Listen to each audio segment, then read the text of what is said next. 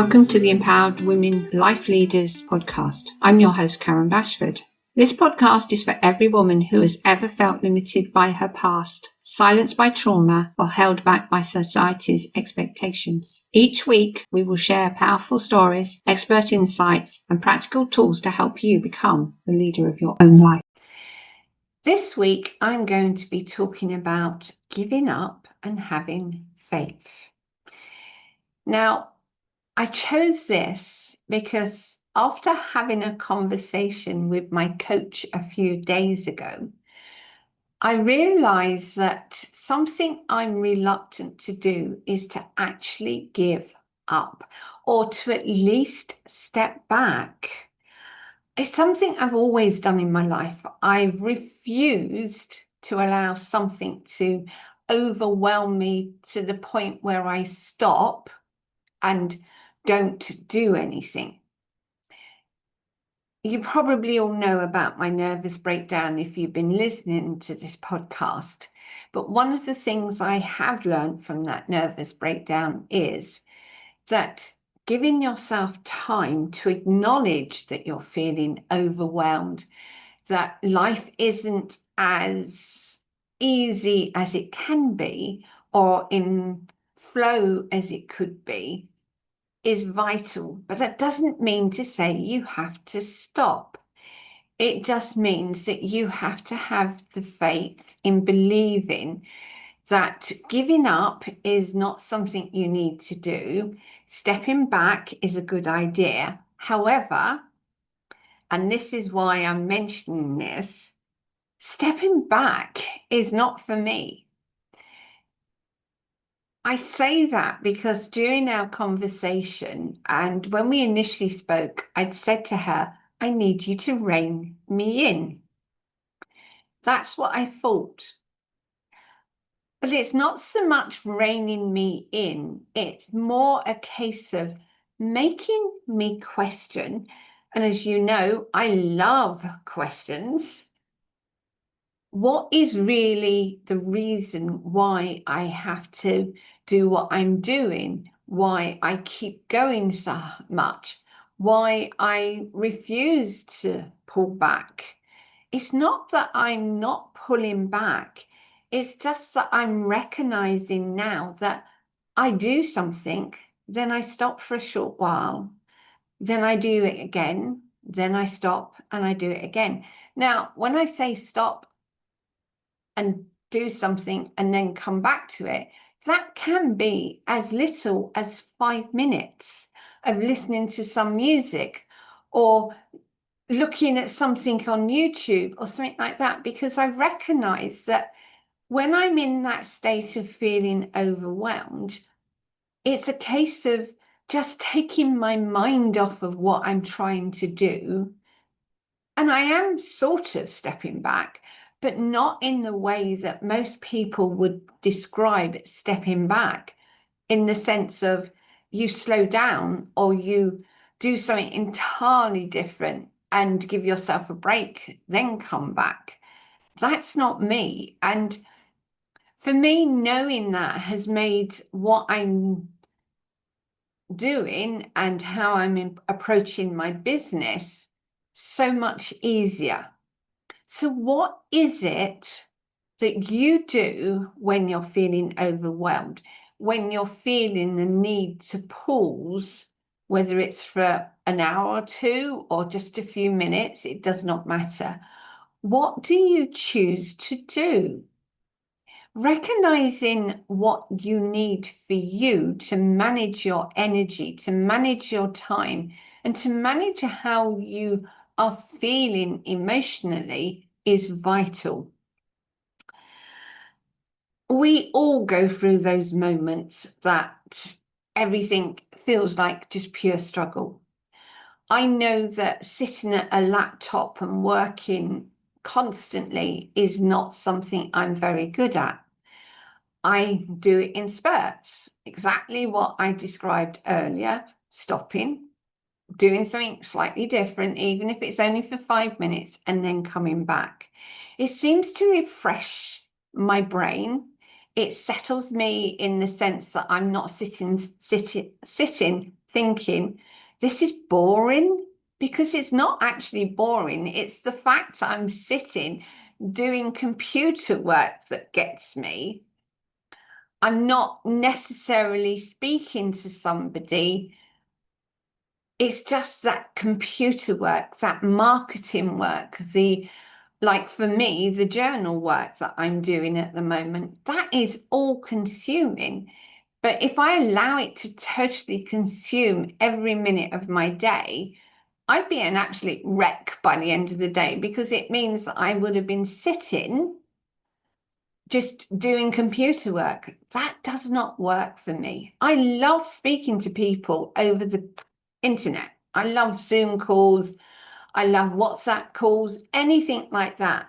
But get me to sit and do computer work just isn't something I necessarily enjoy, despite the fact I enjoy what I'm creating.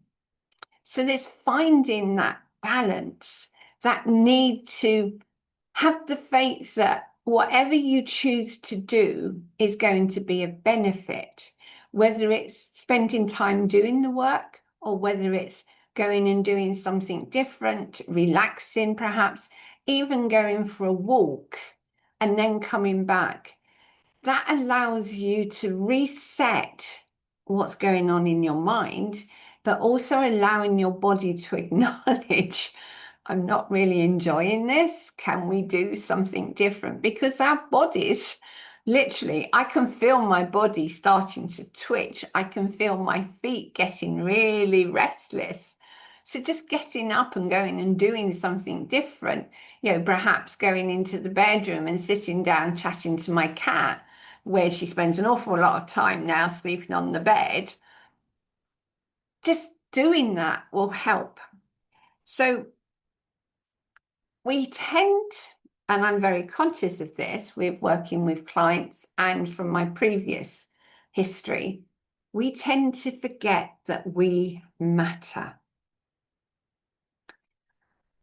And if we don't take ourselves into account, it impacts our relationships. It impacts the people we work with. It impacts the people we live with. It actually has an impact on the people we meet. Because when we're not feeling good about ourselves, our energy is lower than what it needs to be. One of the things that I work with, both through the toolkit, through the journal, and with clients, is recognizing just how much our ancestors' history has an impact on us through our genes. Now, David Hamilton talks about genes and how we carry history through our genes and how that can be switched on or off. But you can't do that unless you actually know what's really going on for you. I know that my parents taught me how not to be loved because that is what they knew. And for some clients, it can be that the family background has been nothing but problems for them, in the sense of one client I worked with had actually been handed over to another family member for quite a while, and then the mother took the child back. Knowing that made her unconsciously be aware that she felt abandoned, that she felt rejected. It wasn't that the mother was physically rejecting her, it was circumstances didn't allow her to look after the child. It was better that the child was handed over to, in this case, the grandparent, before handing the child back. And that happens a lot. Sorry, I've got cat hair. That happens a lot. It's things that happen because of circumstances. It could be that going back centuries even, we have a history of where there is potentially starvation, a problem with prosperity, there was an issue with poverty, in fact, and that will carry through our family.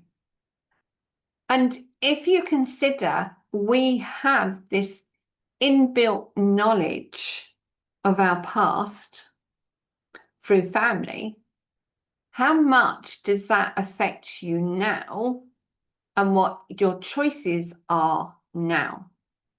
So if your family, obviously every family member at some point ancestrally will have been through some kind of war.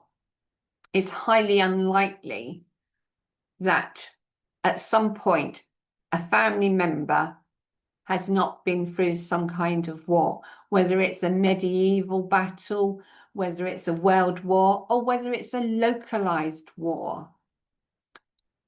A family member would have gone through that. You will carry that history. And I've seen it again and again come through when I work with clients, just how much that kind of history affects us as in our lives now. I know of clients who have been involved with King Charles II and has been in a priest hole threatened with execution, basically, if they were caught for supporting King Charles II. I've had clients who have memories of being in Africa and of being in a situation where there wasn't much food, so consequently they would overeat in this lifetime, and that they would use food to actually reinforce how they felt. So what can you do? What can you do to help yourself? I'm all for questioning. And if you question yourself, you will find the answers. Perhaps through a video you watch, through a conversation you have, through something that you come across while you're out and about. But unless you ask yourself the questions, you're not necessarily going to know the answers. So if you find yourself self-sabotaging what you're trying to do, and to an extent, you could say that I'm self-sabotaging myself by doing some work, stopping, going, doing something else and coming back, because we know that every time you take your focus away from something, it requires time to come back to it, especially if you're dealing with a work situation where you're trying to complete a project, or you're just generally dealing with everyday work requirements. It takes your focus away, so you then have to give some energy to get yourself refocused and paying attention again. But we also need to recognize that if we force a situation, it doesn't go as well as it could. And in understanding why you do something, it gives you better control of how you respond. So I now know I do things because my body is going, I'm bored with this. Please, can we just move? Even though it could be only half an hour or even 10 minutes, if my whole focus has been on something that has perhaps I'm not in the right frame of mind to deal with, will have my body going, can we just move? And in that movement, in doing that something different, It will enable me to then refocus when I come back. But it doesn't take that long necessarily because I've acknowledged how my body's feeling and dealt with it, which then means I can literally come back, sit down, and go straight back into the work I'm doing. So you need to understand and give yourself permission to listen to your body, find the answers to the questions you need to know. In my case, I was asking, why can't I sit and do this? I love what I'm doing. I'm loving creating what I'm creating, but why can't I sit and just do it? And in doing that, I actually shared with my coach, thank you for highlighting this for me. I understand why I'm doing this. It's okay. Even though I'm feeling overwhelmed, it's okay to feel overwhelmed because that is my natural reaction to finding sitting at a laptop working and not chatting or working with clients, which is entirely different to working on a document, is okay. But she's highlighted why I'm responding. And sometimes you need to just have the faith that what you're doing is correct for you. You don't need to justify to yourself why you're behaving as you are. You just need to understand it's a natural reaction. So, in asking yourself the questions and allowing yourself to receive the answers, you start to get to know yourself better. You enable yourself to speak your truth more. So if somebody comes to you and says, can you do this? I need your help on this. And you know it's something you're not necessarily going to enjoy. And it's something you don't have to do because it's part of your work. You can give yourself permission to say no. Now, that doesn't mean to say you're not willing to do it. You're just acknowledging that actually you matter. You don't have to give up on yourself because you're daring to say no. You just have to recognize that you're speaking your truth. You're having faith in your own ability to decide your life and not allow somebody else to choose for you. And that's part of what I'm trying to explain, perhaps not very well necessarily, is that we always have a choice. Nobody else can tell you what to do. They can ask you, they can request, but they can't actually tell you what to do. And when you start to realize that, you start to create a different energy around you and within you. And that is why it's so important you take time out to get to know yourself. Now, I'm not talking about taking hours and hours or days, weeks or months. You can get to know yourself by asking yourself a question. Why am I doing this? What does this benefit me by doing this?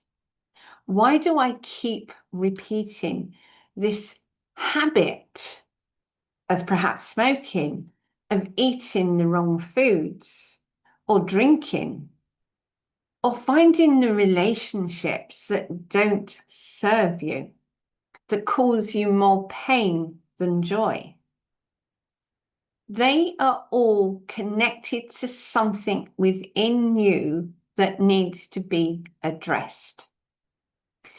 And having faith in yourself, having trust in yourself, and that you can find the answers and your choices are correct for you, even if they go wrong, is because perhaps you're not listening to what you need to know about yourself. Because our choices, our mistakes are always lessons if they go wrong. I have recognized that sometimes my energy is off because I've made the wrong decision. I forgot to listen, or I did listen, but I chose to ignore my intuition. And consequently, it's caused me a divert in my journey to getting where I wanted to be. It cost me time and energy and money because it was the wrong decision. And that was because I was acting automatically. I needed a result, but I hadn't allowed myself the time to hear the answer to the question. I just allowed myself to, oh, this'll do, instead of really questioning. Yes, I've asked for this, but is this really the right answer? Is there something off with what I've chosen? And we have to remember that we change. So our original decision might need a readjustment further down the line. That doesn't mean to say it was necessarily the wrong decision. It's just that we have learned things and we have grown, and therefore our actions, our choices, our purpose has adjusted to what we've discovered about ourselves, about a situation that's ongoing perhaps, or even one that you've changed, but you've not changed it significantly to make a big difference. And therefore you're still needing to do something else.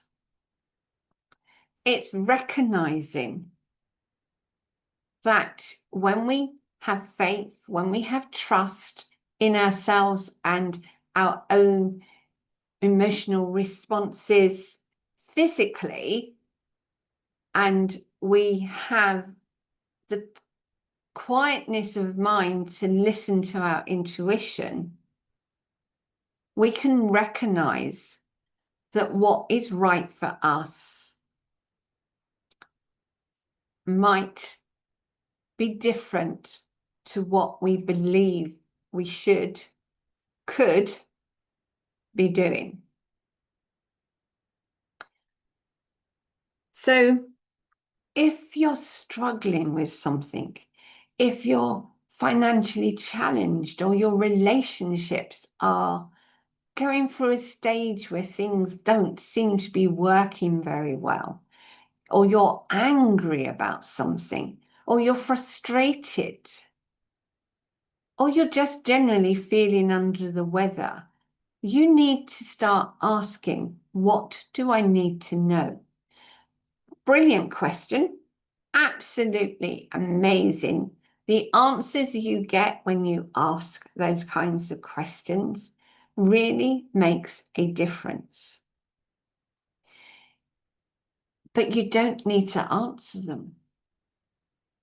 When you just ask yourself, what do I need to know? And just let it go without trying to answer it, and giving yourself permission to trust that you will receive the answer in whatever shape or form it might come.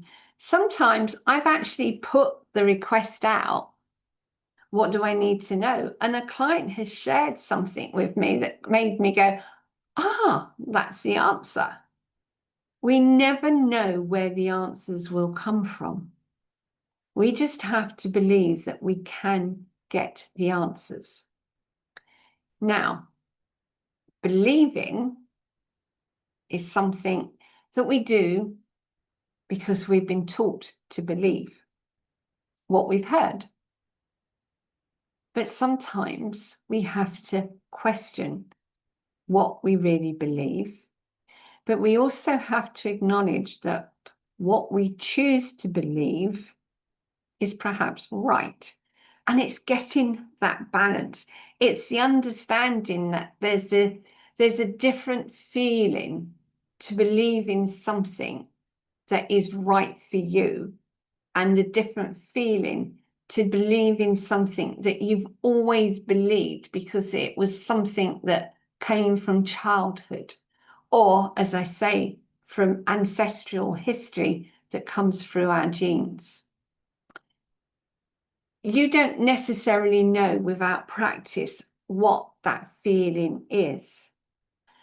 So to give yourself a chance to truly connect to your heart, your true self, and to release yourself from your past history, start to recognize feelings in your body.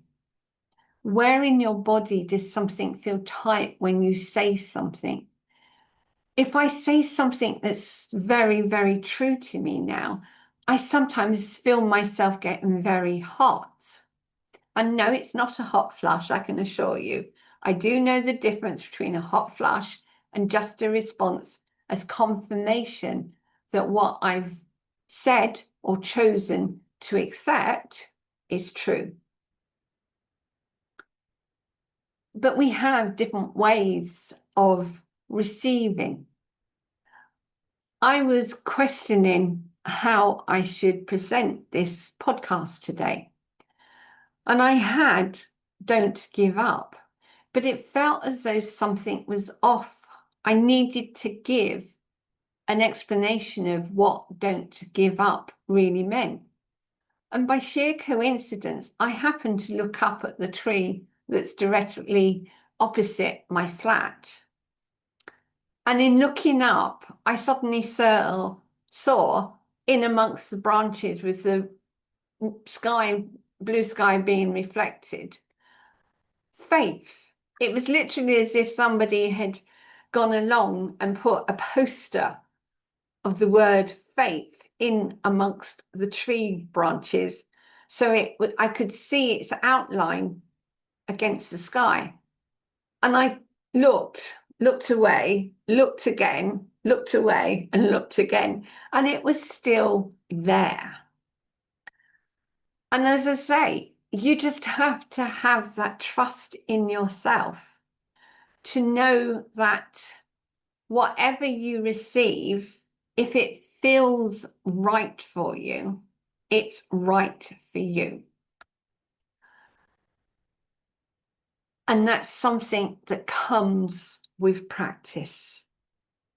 You get to know that feeling, that sense of calmness, even of peace, or even excitement, perhaps, that comes out when you find the right answer. But only you will know that if you allow yourself to practice enough. So practicing, quieten the mind. How many of you can actually quieten your mind? How many of you can actually shut the noise off? And that comes through setting intentions.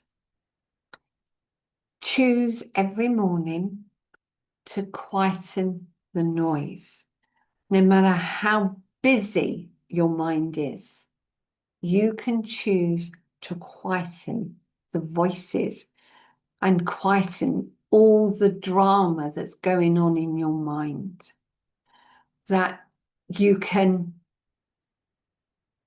acknowledge your thoughts, but you don't have to listen to them. They can be part, that they're not necessarily required at that moment in time throughout the day. Set that intention that you can quieten your mind, and only the relevant thoughts that need to come in need to come in. Now, for some, that might sound a bit idiotic. It might sound, oh, don't be silly, you can't do that. But practice setting that intention. Just as you can practice asking the questions and practice quietening your mind, so you can practice and see what happens if you set that intention.